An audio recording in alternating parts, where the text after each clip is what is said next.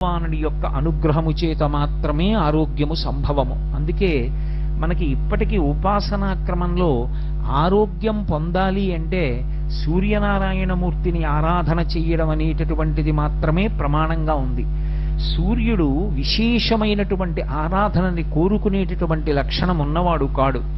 సూర్య భగవానుని యందు ఎంతటి సౌలభ్యముతో కూడుకున్నటువంటి ఆరాధన ఉంటుంది అంటే ఆయన కేవలము నమస్కారము చేత ప్రీతి పొందుతాడు. నమస్కారం అంటే ఒంటి చేత్తో చేసేటటువంటిది నమస్కారం కాదు. రెండు చేతులు కలిపి మూర్ధన్య స్థానమును ఆ రెండు చేతులకి కలిపి తాటించి ఆయన వంక తిరిగి వంగి నమస్కరించినంత మాత్రం చేత అనుగ్రహిస్తాడు. పైగా సూర్యోపాసన ఒక్కదాని యందే ఒక విశేషం ఉంది. మిగిలినటువంటి ఏ దేవతా స్వరూపానికైనా సరే భగవంతుడు ఆ పదార్థాన్ని